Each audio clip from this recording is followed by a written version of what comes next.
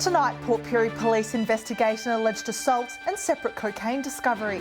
And the rear trailer of a truck catches alight on the air highway. From our 7 Spencer Golf Studios, your nightly news with Ruby Kamain begins now. Good evening. It's been a busy week for Mid-North police officers after 3 men were arrested for allegedly assaulting a man in Port Pirie, while a different man was arrested in Burra after police found 10 grams of cocaine allegedly hidden in the driver's vehicle.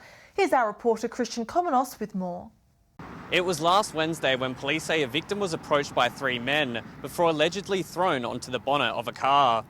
One of the accused allegedly threatened the victim with a wrench, who was able to recognise one of them, while the other 2 reportedly wore balaclavas. Police tracked down the trio and arrested 2 men in their 20s from Solomon Town and a 17-year-old boy from Pirie South. All were charged with aggravated assault. One of the men and the teenager were bailed to appear in the Port Pirie Magistrates Court in May. The other was refused bail and will remain in custody until April. Meanwhile, in a separate incident, a man has been arrested in Burra after allegedly possessing 10 grams of cocaine. Police were conducting alcohol and drug testing along the Barrier Highway on Friday, where they stopped a Holden sedan. They searched the car. Police claim they found the drug hidden in the vehicle. A 27-year-old man from Glenelg was arrested and charged with trafficking a controlled drug. And a motorbike rider has been caught allegedly drink driving while disqualified in Risdon Park on Friday night. Police spotted the dirt bike without lights on, saying the rider failed to stop. The rider was issued with a 12-month instant loss of licence and his bike was impounded for 28 days. Meanwhile, a man will face court after allegedly travelling close to 100 kilometres an hour over the speed limit in Whyalla over the weekend. At around 11 p.m. last Friday, police say they detected a car allegedly travelling at 176 in an 80 zone on the Lincoln Highway. The 25-year-old driver was stopped and reported for aggravated extreme speed, with his car impounded for 28 days. He'll face Whyalla Magistrates Court at a later date. Traffic was disrupted after a rear trailer of a truck caught alight on the air highway early yesterday morning. At around 1 a.m, emergency services were called out to the area. The driver of the truck didn't suffer any injuries, but there were restrictions in place for several hours until the truck could be towed away. The air highway has since reopened as normal. Volunteer emergency services in the Spencer Gulf, impacted by the Black Summer bushfires in 2020, are now encouraged to apply for a new grant. The funds are aimed to improve and strengthen emergency response capabilities. Boosting the capacity of volunteer emergency services across the Spencer Gulf. The Foundation for Rural and Regional Renewal opening its 3rd round of its VES Fund program to organisations affected by the Black Summer bushfires. So we're making sure that those communities are really confident in regards to how their organisations are set up and equipped. What they want is really up to them, so it's them identifying the gaps. Funds of up to $25,000 available for application, aiming to strengthen response capabilities and support volunteers' well-being and mental health. The program open to first responder organisations in eligible fire-affected communities across South Australia. And it's everything from audio equipment to fix up their training through to, fixing up their vehicles with new actual uniforms. The FRRR says it has funded 4 South Australian organisations in the previous 2 rounds of funding.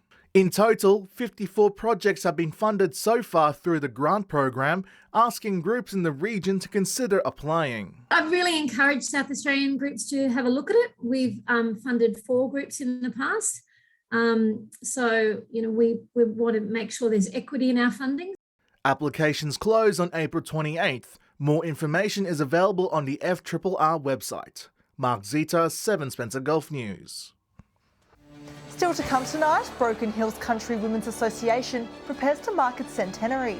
And Whyalla Hospital celebrates its hardworking midwives. I'll see you soon.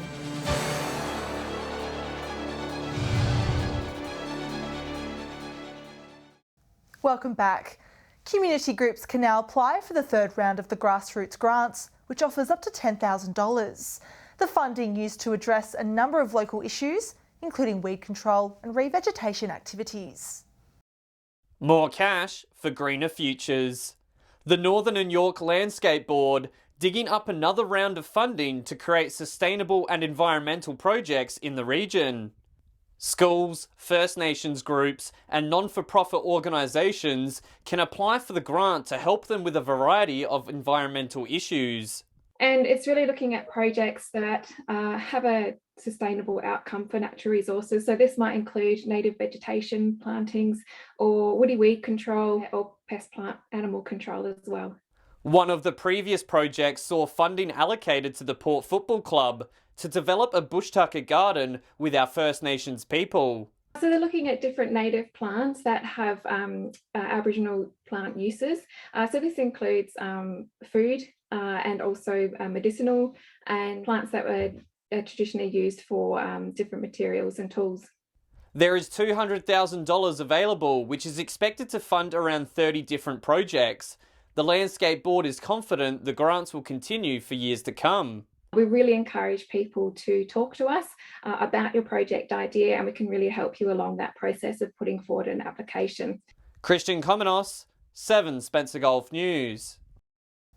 The Port Wakefield to Port Augusta Alliance is informing commuters a series of night works have begun around Port Wakefield.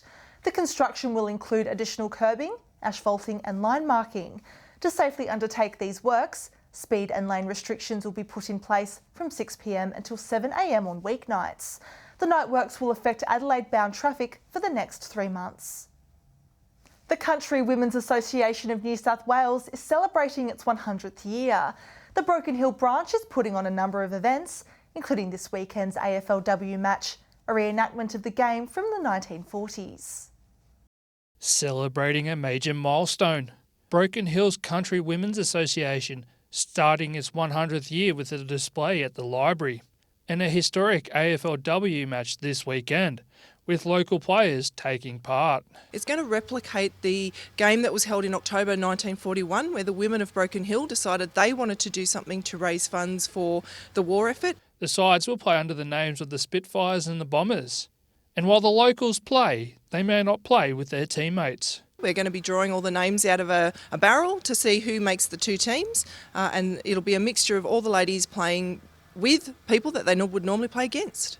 Mrs. Smith also heading away to Sydney for the state conference this year. I am also representing the Darling River Group, and we've got ladies coming from Whitecliffs, from Tibooburra, from Ivanhoe and myself from Broken Hill. Later in the year, the branch will host a celebration of life and service for the CWA members that have passed away, laying wreaths or posies on the grave sites. We're going to be laying some posies on some grave sites here in the Broken Hill Cemetery, and those posies will be laid on the gravestones of past members. If you'd like to join the Broken Hill branch of the CWA, members meet on the last Monday of the month. Something that you'd like to see changed, we can help you do that. If you want to learn to do some craft, then you can come along and learn that. Or if you just want some friendship and some company, the ladies are lovely and we're all really keen to meet new people. Joshua Mercer, 7 Spencer Gulf News. Wyala's Midwifery Group Practice is celebrating its first birthday today with a gathering at Ada Ryan Gardens. The service helps prospective mothers and their families throughout their pregnancy journeys and in the early weeks after birth. Celebrating a program that's helped hundreds of mothers in the Upper Spencer Gulf. Staff and parents gathering at Ada Ryan Gardens this morning to commemorate the first birthday of the Midwifery Group Practice program. It's absolutely fabulous to celebrate the first year of the Midwifery Group Practice here in Wyala, and I think this turnout here today is just phenomenal, and it's a really exciting time for us to celebrate this remarkable program. The program so far has taken care of 250 women, guiding and helping them through each stage of their pregnancies. Patients also having the same midwife throughout the entire experience, nurturing trust from when they join. With this program, seeing the same midwife, building that relationship, building that trust was very empowering. And I actually ended up having the most awesome birth I could have ever imagined. According to the Wyala Hospital and Health Service, mothers in the MGP program are more likely to have a safe birth. In addition, women are also more likely to have a positive birthing experience, feel in control during labour, and less likely to need epidurals. I think the feedback we've received in the first 12 months of the program has been phenomenal, and what it shows for us is that this program is really delivering for the women of Whyalla. Mark Zita, 7 Spencer Gulf News. Stay with us after the break. Muscle cars roar into Port Augusta, raising money for charity. And a premiership drought broken in Port Lincoln's first women's football grand final.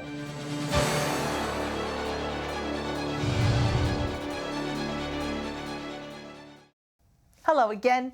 The Broken Hill Visitor Information Centre held its City Ambassador Open Day on Saturday, with some eager residents keen to share their knowledge. The program is ongoing, set to emulate other cities which have a similar initiative. Ready to pass on their knowledge of the Silver City. Services Coordinator Patrick Crittner happy with Saturday's turnout. I was very happy with the turnout on Saturday.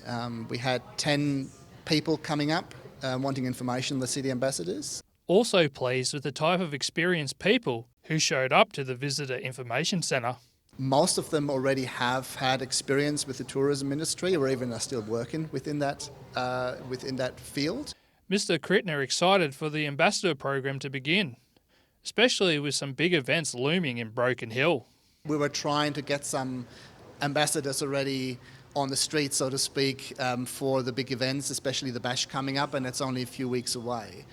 One person eager to engage with tourists is Gary Cook, who has lived in the city for 7 years. I'm a blow-in, so but I've stayed and I love the town or city, and I'm very keen to get engaged with what's going on around town.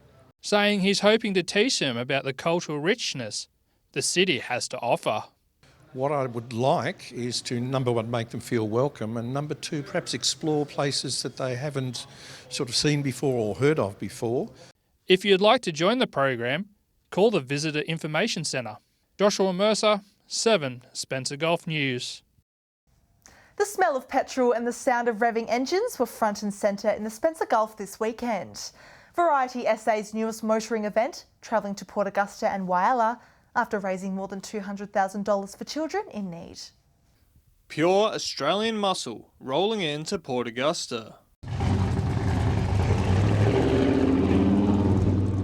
Variety SA's Muscle Car Run making a quick pit stop into the city to say hello to locals. The Muscle Car Run is a new event to the Variety suite of events. The 1,300 kilometre journey through the Clare Valley, Spencer Gulf and Fleurieu Peninsula, seeing drivers reel in huge donations for the charity. We raise money for kids in need in South Australia through Variety, and we come for a run for a week and we race the cars.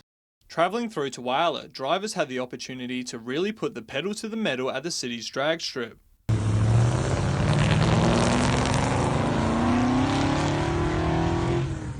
They're replicas of cars that raced at Bathurst that are 25 years old. So, you know, back in the old Brock era and those sorts of things. Entrants' passion for their cars only topped by their passion for helping sick children. Some of the Port Augusta entrants have been there since day one. You know, they're the backbone of this event. So it's great to come back to their town and do a show and shine.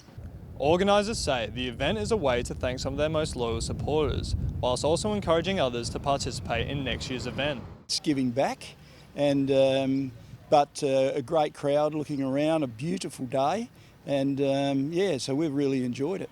Edward McCarroll, 7 Spencer Gulf News. It was a historic women's football game in Port Lincoln, which saw the completion of the league's first ever female season. On Friday, the Waybacks and the Bostons competed for this year's premiership.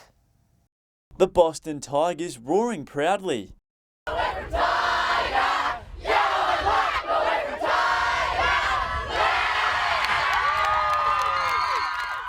This year's first ever women's football grand final seeing the Boston Football Club prevail over Waybacks, defeating them by 31 points.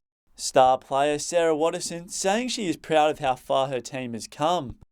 Being here for round one and seeing the girls, like most of them, it was their first game, to seeing them now, brilliant. Like, it's such a privilege and an opportunity, and I think like just seeing the support of the whole community out here, I think we've set the bar now for future seasons. The game was competitive around the contest, but it was Boston's who proved too accurate in front of goal.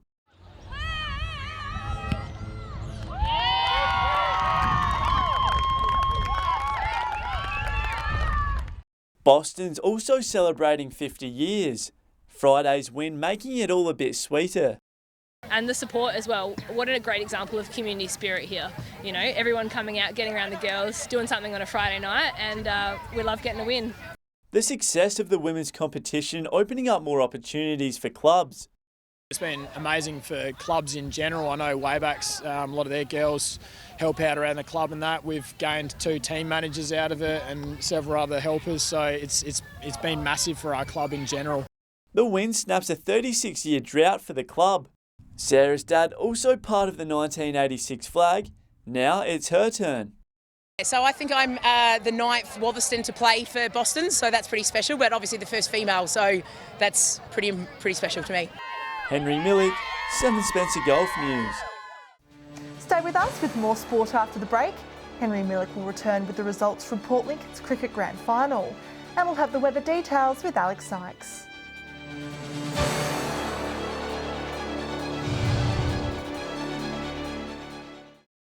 Welcome back.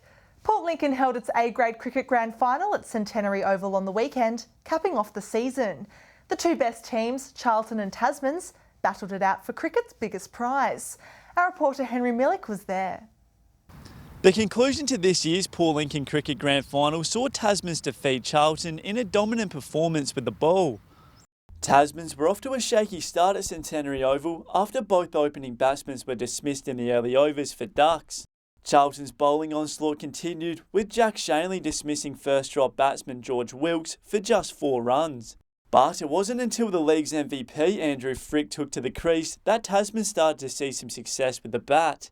Fricky built a solid innings for Tasmans, conjuring 39 runs off 95 balls. And it wasn't without the help of batsman Luke Strudwick, coming in at number 7, scoring 32 runs off 51 balls. Tasmans finishing on a defendable total of 9 for 121. Charlton then took to the crease, but they too struggled with the bat early, losing opening batsman Dylan Dunn for a duck. Connor Maiden tried to edge his team back into it, finishing as Charlton's highest run maker, scoring 15 off 25 balls.